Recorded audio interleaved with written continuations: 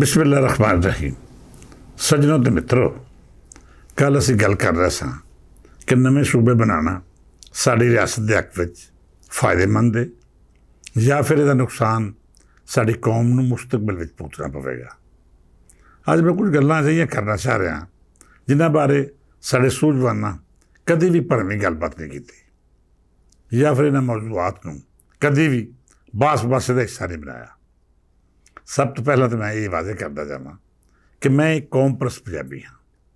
ਮੇਰੇ ਵੱਡ ਵਡੇਰੇ ਅਕਬਰ ਦੇ ਦੌਰ ਵਿੱਚ ਪੰਜਾਬ ਦੇ ਵਾਸੀ ਬਣੇ ਅਤੇ ਫਿਰ ਮੁਖਤਲਿਫ ਸ਼ਹਿਰਾਂ ਤੋਂ ਹੁੰਦਿਆਂ ਹੋਇਆਂ ਅਖੀਰੀ ਪੜਾਓ ਵਜ਼ੀਰਾਬਾਦ ਦੀ ਧਰਤੀ ਬਣਿਆ।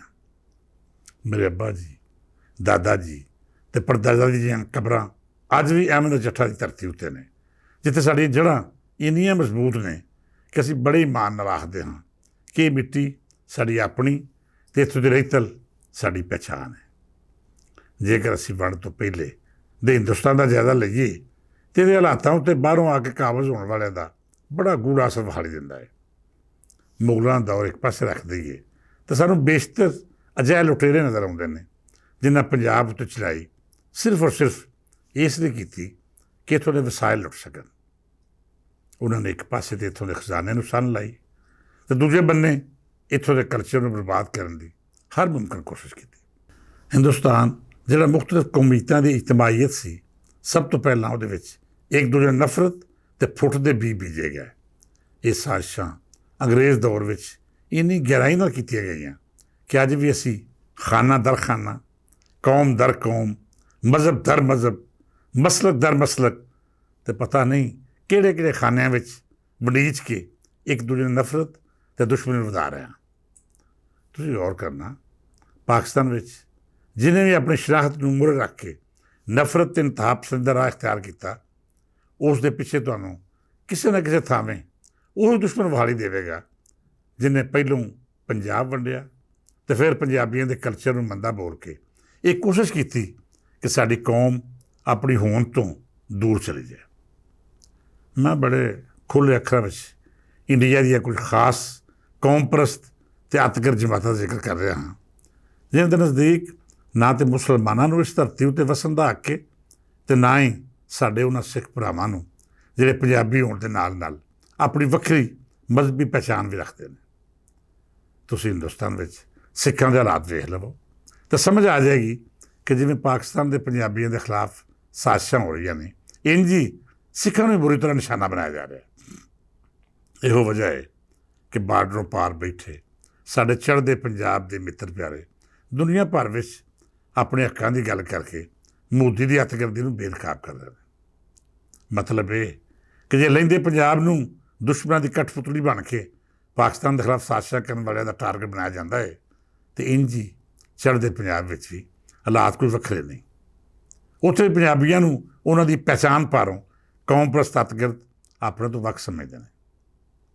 ਮਿੱਤਰ ਪਿਆਰਿਓ, ਹੁਣ ਤੁਸੀਂ ਪਾਕਿਸਤਾਨ ਦੇ ਹਾਲਾਤਾਂ ਦਾ ਜਾਇਜ਼ਾ ਲਵੋ। ਇਹਨਾਂ ਹਾਲਾਤਾਂ ਵਿੱਚ ਜ਼ਹਿਰ ਘੋਲਣ ਵਾਲਾ ਉਹ ਸਿਆਸੀ ਮਾਫੀਆ ਹੈ ਜਿਹਨੇ ਅਜਿਹੇ ਕੌਮ-ਪ੍ਰਸਤਾਂ ਨੂੰ ਸਪੇਸ ਦਿੱਤੀ ਜਿਹਨਾਂ ਦੀ ਕੌਮ-ਪ੍ਰਸਤੀ ਦਾ ਮਕਸਦ ਦੂਜੀਆਂ ਕੌਮਾਂ ਨੂੰ ਮੰਦਾ ਬੋਲਣਾ ਅਤੇ ਉਹਨਾਂ ਦੇ ਖਿਲਾਫ ਸਾਜ਼ਿਸ਼ਾਂ ਕਰਨਾ ਸੀ। ਮੈਂ ਇੱਕ ਵਾਰੀ ਫੇਰ ਵਾਜ਼ੇ ਕਰਦਾ ਜਾਵਾਂ ਕਿ ਮੈਂ ਆਪ ਪੰਜਾਬੀ ਕੌਮ-ਪ੍ਰਸਤ ਹਾਂ। ਮੇਰੇ ਲਈ ਕੌਮ-ਪ੍ਰਸਤੀ ਮੇਰੇ ਈਮਾਨ ਦਾ ਹਿੱਸਾ ਹੈ, ਪਰ ਇਹਦਾ ਮਤਲਬ ਹਰਗਿਜ਼ ਇਹ ਨਹੀਂ ਕਿ ਮੈਂ ਇਸ ਕੌਮ-ਪ੍ਰਸਤੀ ਨੂੰ ਹਥਿਆਰ ਬਣਾ ਕੇ ਬਲੋਚਾਂ, ਪਠਾਣਾਂ ਜਾਂ ਸਿੰਧੀਆਂ ਨੂੰ ਬਗੈਰ ਕਿਸੇ ਵਜ੍ਹਾ ਤੋਂ ਮੰਦਾ ਬੋਲਣਾ ਸ਼ੁਰੂ ਕਰ ਦਿਆਂ ਜਾਂ ਫਿਰ ਆਪਣਾ ਮੁਕੱਦਮਾ ਮਜ਼ਬੂਤ ਬਣਾਉਣ ਲਈ ਇਹ ਬਕਵਾਸ ਸ਼ੁਰੂ ਕਰ ਦਿਆਂ ਕਿ ਮੇਰੇ ਹੱਕਾਂ ਉੱਤੇ ਦੂਜਿਆਂ ਨੇ ਕਬਜ਼ਾ ਕਰ ਰੱਖਿਆ। ਹਾਲਾਂਕਿ ਹਾਲਾਤ ਅਤੇ ਸੱਚਾਈ ਇਸ ਤੋਂ ਕਈ ਮੁਖਤਲਿਫ ਹੋਵੇ, ਪੰਜਾਬ ਨਾਲ ਹਮੇਸ਼ਾ ਇਹੋ ਖੇਡ ਖੇਡੀ ਗਈ। ਸਭ ਤੋਂ ਪਹਿਲਾਂ ਕੌਮ-ਪ੍ਰਸਤ ਸਿੰਧੀਆਂ ਨੇ ਪੰਜਾਬ ਦੇ ਖਿਲਾਫ ਅਜਿਹੀ ਮੁਹਿੰਮ ਸ਼ੁਰੂ ਕੀਤੀ ਜਿਹਦੇ ਨਾਲ ਉੱਥੋਂ ਦੀ ਸੂਬਾਈ ਅਤੇ ਮੁਕਾਮੀ ਕਿਆਦਤ ਦੀਆਂ ਸਾਰੀਆਂ ਨਾਲਾਇਕੀਆਂ ਅਤੇ ਜ਼ੁਲਮ ਪੰਜਾਬ ਦੇ ਖਾਤੇ ਹੀ ਲਿਖੇ ਗਏ। ਕਿਆਦਤ ਚੂੰਕਿ ਆਪ ਨਾਇਲ ਅਤੇ ਨਲਾਇਕ ਹੋਣ ਦੇ ਨਾਲ ਨਾਲ ਰਾਜਕੀ ਕਰਪਟ ਸੀ, ਸੋ ਉਹਨੇ ਵੀ ਆਪਣੀਆਂ ਨਾਕਾਮੀਆਂ ਨੂੰ ਇਸੇ ਪ੍ਰਾਪੇਗੈਂਡਾ ਦਾ ਰੱਦ ਵਰਤਿਆ। ਤੁਸੀਂ ਇਹਨਾਂ ਕੌਮ-ਪ੍ਰਸਤਾਂ ਦਾ ਪਿਛੋਕੜ ਵੇਖੋ ਅਤੇ ਤੁਹਾਨੂੰ ਸਮਝ ਆ ਜਾਏਗੀ ਕਿ ਇਹ ਸਾਰੇ ਦੇ ਸਾਰੇ ਪਾਕਿਸਤਾਨ ਬਣਾਉਣ ਦੇ ਖਿਲਾਫ ਸਨ। ਇੰਝ ਹੀ KP ਦੇ ਕੌਮ-ਪ੍ਰਸਤ, ਖਾਸ ਕਰ ਬਾਦਸ਼ਾਹ ਖਾਂ ਦੀ ਔਲਾਦ ਅਤੇ ਦੂਜੇ ਅਜਿਹੇ ਨਾਮਨਿਆਦ ਲੀਡਰ ਜਿਹਦੇ ਜਿਹੜਾ ਕਾਂਗਰਸ ਵਿੱਚ ਸਨ ਜਿਹਨੇ ਪਾਕਿਸਤਾਨ ਬਣਾਉਣ ਦੀ ਮੁਖਾਲਫਤ ਕੀਤੀ, ਉਹਨਾਂ ਦਾ ਫੋਕਸ ਵੀ ਹਮੇਸ਼ਾ ਤੋਂ ਪੰਜਾਬ ਨੂੰ ਮੰਦਾ ਬੋਲਣਾ ਅਤੇ ਇਸ ਤਰ੍ਹਾਂ ਸਾਜ਼ਿਸ਼ਾਂ ਕਰਨਾ ਹੈ। ਤੁਸੀਂ ਬਲੋਚਿਸਤਾਨ ਦੀ ਸਿਆਸੀ ਸ਼ਾਫੀਆ ਵੇਖੋ, ਉਹਨੇ ਵੀ ਰੱਜ ਕੇ ਲੁਕਾਈ ਦਾ ਇਸਤੇਸਾਲ ਕੀਤਾ, ਪੰਜਾਬ ਦੇ ਵਸਾਇਲ ਲੁੱਟੇ, ਪਰ ਜਦ ਵੀ ਗੱਲ ਕੀਤੀ ਪੰਜਾਬ ਦੀ ਧਰਤੀ ਦੇ ਖਿਲਾਫ ਆਪਣੇ ਅੰਦਰ ਦਾ ਬੋਗਸ ਅਤੇ ਨਫ਼ਰਤ ਦੀ ਜ਼ਬਾਨ 'ਤੇ ਲੈ ਕੇ ਆਉਂਦੀ। ਹੁਣ ਇਹ ਸਾਰੇ ਕੌਮ ਪ੍ਰਸਤ ਜਿਨ੍ਹਾਂ ਕੋਲ ਨਾ ਕੋਈ ਨਜ਼ਰੀਆ ਹੈ, ਨਾ ਕੋਈ ਕਾਰਕਰਦਗੀ, ਨਾ ਹੀ ਆਪਣੀ ਲੁਕਾਈ ਨਾਲ ਮੁਖਲਸਾਨਾ ਜੁੜਤ, ਇਹ ਸਭ ਦੇ ਸਭ ਪੰਜਾਬ ਦੇ ਖਿਲਾਫ ਇੱਕ ਬਾਕਾਇਦਾ ਮੁਹਿੰਮ ਚਲਾ ਰਹੇ ਨੇ ਕਿ ਇਸ ਸੂਬੇ ਨੂੰ ਵੰਡ ਦਿੱਤਾ ਜਾਏ ਤਾਂ ਜੇ ਪੰਜ ਦਰਿਆਵਾਂ ਦੀ ਧਰਤੀ ਉੱਤੇ ਜਿਹੜਾ ਤਰੱਕੀ ਦਾ ਸਫ਼ਰ ਅਗਾਂਹ ਵੱਧ ਰਿਹਾ ਹੈ ਉਹ ਰੁਕ ਜਾਏ। ਖਾਸ ਤੌਰ 'ਤੇ ਸਿੰਧ ਵੱਲੋਂ ਜਿਹੜੀਆਂ ਆਵਾਜ਼ਾਂ ਪੰਜਾਬ ਵੰਡਣ ਬਾਰੇ ਆਉਂਦੀਆਂ ਨੇ, ਉਹਨਾਂ ਦੇ ਪਿੱਛੇ ਵੇਖਿਆ ਜਾਏ ਤਾਂ ਇੱਕ ਪਾਸੇ ਤਾਂ ਹਿੰਦੁਸਤਾਨੀ ਏਜੰਟ ਜਿਹੜੇ ਆਪਣੇ ਆਪ ਨੂੰ ਸਰਾਇਕੀ ਆਖ ਕੇ ਪੰਜਾਬ ਦੇ ਖਿਲਾਫ ਸਾਜ਼ਿਸ਼ਾਂ ਕਰ ਰਹੇ ਨੇ, ਅਤੇ ਦੂਜੇ ਬੰਨੇ ਉਹ ਪੀਪਲਜ਼ ਪਾਰਟੀ ਜਿਹਦੀ ਬੁਨਿਆਦ 'ਤੇ ਪੰਜਾਬ ਹੀ ਰੱਖੀ ਗਈ, ਪਰ ਇਹਦੀ ਹਾਕਮੀਅਤ ਅਤੇ ਕਾਰਕਰਦਗੀ ਇਸ ਕਦਰ ਨਾਕਸ ਅਤੇ ਘਟੀਆ ਰਹੀ ਕਿ ਬਹੁਤ ਥੋੜ੍ਹੇ ਅਰਸੇ ਵਿੱਚ ਇਹ ਜਮਾਤ ਆਪਣੀ ਮਕਬੂਲੀਅਤ ਗਵਾ ਕੇ ਸਿੰਧ ਤੱਕ ਮਹਦੂਦ ਹੋ ਰਹਿ ਗਈ। ਅੱਜ ਇਸ ਜਮਾਤ ਦਾ ਪੰਜਾਬ ਵਿੱਚ ਕੋਈ ਨਾਮ ਲੈਵਾ ਨਹੀਂ। ਇਹਦੀ ਵਜ੍ਹਾ ਸਿਰਫ ਔਰ ਸਿਰਫ ਸਿਆਸੀ ਅਸ਼ਰਾਫੀਆ ਦੀ ਉਹ ਬੇਵਕੂਫੀ ਅਤੇ ਜਹਾਲਤ ਸੀ, ਜਿਹਨੇ ਪੰਜਾਬ ਨਾਲ ਨਫ਼ਰਤ ਨੂੰ ਆਪਣੀ ਸਿਆਸਤ ਦਾ ਹਿੱਸਾ ਬਣਾ ਕੇ ਸਿਰਫ ਇਹ ਸੋਚ ਲਿਆ ਕਿ ਅਸੀਂ ਸਿੰਧ ਤੱਕ ਮਹਦੂਦ ਰਹਿ ਕੇ ਵੀ ਕੌਮੀ ਸਿਆਸਤ ਕਰ ਸਕਦੇ ਹਾਂ। ਪਰ ਵੇਲੇ ਨੇ ਗਲਤ ਸਾਬਤ ਕੀਤਾ ਕਿ ਤੁਸੀਂ ਕਦੀ ਪੰਜਾਬ ਤੋਂ ਵੱਖ ਹੋ ਕੇ ਕੌਮੀ ਸਿਆਸਤ ਦਾ ਦਾਅਵਾ ਨਹੀਂ ਕਰ ਸਕਦੇ। ਅੱਜ ਕੌਮ ਪ੍ਰਸਿੱਧੀਆਂ ਦੀ ਪ੍ਰਾਕਸੀ ਪੰਜਾਬ ਨੂੰ ਵੰਡਣ ਦਾ ਮੁਤਾਲਬਾ ਕਰ ਰਹੀ ਹੈ। ਜਨੂਬੀ ਪੰਜਾਬ ਵਿੱਚ ਬੈਠੇ ਕੁਝ ਅਜਿਹੇ ਮੁਲਕ ਦੁਸ਼ਮਣ ਜਿਨ੍ਹਾਂ ਦਾ ਕੋਈ ਨਜ਼ਰੀਆ ਜਾਂ ਸਿਆਸੀ ਫਲਸਫਾ ਨਹੀਂ, ਉਹ ਚਾਹੁੰਦੇ ਨੇ ਕਿ ਪੰਜਾਬ ਨੂੰ ਤਿੰਨਾਂ ਹਿੱਸੇ ਵੰਡ ਦਿੱਤਾ ਜਾਏ। ਸ਼ਮਾਲੀ ਪੰਜਾਬ ਤਾਂ ਬਸ ਖਾਮਖਾਹ ਨਾ ਹੀ ਸ਼ਾਮਲ ਕੀਤਾ ਜਾਂਦਾ ਹੈ। ਅਸਲੀ ਏਜੰਡਾ ਜਨੂਬੀ ਪੰਜਾਬ ਦਾ ਉਹ ਹਿੱਸਾ ਹੈ ਜਿੱਥੇ ਪੀਪਲਜ਼ ਪਾਰਟੀ ਦੇ ਵਡੇਰੇ ਅਤੇ ਪੀਰ ਆਪਣਾ ਮਖਸੂਸ ਵੋਟ ਬੈਂਕ ਰੱਖਦੇ ਨੇ। ਉਹਨਾਂ ਦੀ ਗਲਤਫਹਿਮੀ ਹੈ ਕਿ ਜੇਕਰ ਸੂਬਾ ਵੰਡਿਆ ਗਿਆ ਤਾਂ ਫਿਰ ਪੀਪਲ ਪਾਰਟੀ ਇੱਕ ਦੀ ਬਜਾਏ ਦੋ ਸੂਬਿਆਂ 'ਚ ਆ ਕੇ ਬਣ ਜਾਏਗੀ। ਹਾਲਾਂਕਿ ਹੁਣ ਨਵੀਂ ਪੀੜ੍ਹੀ ਨਾ ਤਾਂ ਕਿਸੇ ਪੀਰ ਨੂੰ ਮਾਲਕ ਮੰਨਦੀ ਹੈ ਅਤੇ ਨਾ ਹੀ ਉਹ ਵਡੇਰਾਸ਼ਾਹੀ ਦੀ ਗੁਲਾਮੀ ਕਬੂਲ ਕਰਦੀ ਹੈ। ਉਹ ਆਪਣੀ ਸੋਚ ਨਾਲ ਮਾਮਲਾਤ ਨੂੰ ਪਰਖ ਕੇ ਮੁਸਤਕਬਲ ਦੀਆਂ ਰਾਹਾਂ ਤਰਤੀਬ ਦੇਣ ਵਾਲੀ ਅਹਿਲੀਅਤ ਰੱਖਦੀ ਹੈ। ਮੈਂ ਸਮਝਦਾ ਹਾਂ ਕਿ ਪੰਜਾਬ ਦੇ ਖਿਲਾਫ ਹੋਣ ਵਾਲੀ ਇਹ ਸਾਜ਼ਿਸ਼ ਦਾ ਮਕਸਦ ਜਿੱਥੇ ਸਿਆਸੀ ਹੈ, ਉੱਥੇ ਇਹਦੇ ਪਿੱਛੇ ਪਾਕਿਸਤਾਨ ਦੁਸ਼ਮਣ ਏਜੰਸੀਆਂ ਵੀ ਕੰਮ ਕਰ ਰਹੀਆਂ ਨੇ, ਜਿਹਨੇ ਕਿਸੇ ਵੀ ਤੌਰ ਸਾਡੀ ਰਿਆਸਤ ਨੂੰ ਮਜ਼ਬੂਤ ਹੁੰਦਾ ਨਹੀਂ ਵੇਖ ਸਕਦੀਆਂ।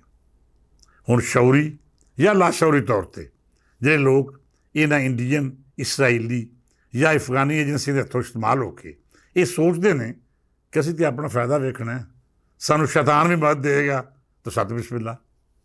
ਅਸਲ ਇਹ ਹੀ ਉਹ ਲੋਕ ਨੇ ਜਿਹੜੇ ਇਸ ਧਰਤੀ ਦਾ ਸਭ ਤੋਂ ਵੱਡਾ ਗੰਦ ਅਤੇ ਖੰਨਾਸ ਨੇ। ਇਹਨਾਂ ਦੀ ਮੌਜੂਦਗੀ ਵਿੱਚ ਸਾਡੇ ਸੋਹਣੇ ਪਾਕਿਸਤਾਨ ਦਾ ਸਫ਼ਰ ਹਮੇਸ਼ਾ ਖੋਟਾ ਹੁੰਦਾ ਰਹੇਗਾ।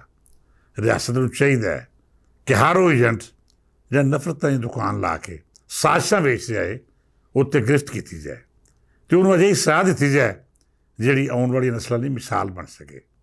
ਇਸ ਮੌਜੂਦ 'ਤੇ ਮਜ਼ੀਦ ਗੱਲਬਾਤ ਜਾਰੀ ਰਹੇਗੀ। ਅਸੀਂ ਕੁਝ ਕੌਮ ਪ੍ਰਸਤ ਜਮਾਤਾਂ ਦਾ ਪਿਛੋਕੜ ਵੀ ਫਰੋਲਾਂਗੇ ਤਾਂ ਇਹ ਵੀ ਦੱਸਾਂਗੇ ਕਿ ਇਹਦੇ ਪਿੱਛੇ ਕਿਹੜੀਆਂ ਏਜੰਸੀਆਂ ਅਤੇ ਕਿਹੜੇ ਮੁਲਕ ਤੋਂ ਇਦਾਰੇ ਕੰਮ ਕਰ ਰਹੇ ਨੇ, ਇਹਦੀ ਫੰਡਿੰਗ ਕਿੱਥੋਂ ਹੁੰਦੀ ਹੈ ਅਤੇ ਕਿਹੜੀਆਂ ਰਿਆਸਤਾਂ ਇਹਨਾਂ ਨੂੰ ਆਪਣੀ ਕਠਪੁਤਲੀ ਬਣਾ ਕੇ ਸਾਡੇ ਸੋਹਣੇ ਪਾਕਿਸਤਾਨ ਅਤੇ ਪਾਕ ਅਫਵਾਜ ਦੇ ਖਿਲਾਫ ਇਸਤੇਮਾਲ ਕਰਦੀਆਂ ਨੇ। ਇਸ ਦੁਆ ਨਾਲ ਇਜਾਜ਼ਤ ਦਿਓ ਕਿ ਰੱਬ ਸੱਚਾ ਸਾਡੇ ਦੇਸ਼ ਨੂੰ ਹਮੇਸ਼ਾ ਸਲਾਮਤ ਰੱਖੇ, ਇਹਦੇ ਦੁਸ਼ਮਣਾਂ ਨੂੰ ਗਾਰਤ ਕਰੇ। ਕੱਲ੍ਹ ਫੇਰ ਮਿਲਾਂਗੇ। ਰੱਬ ਰੱਖਾ।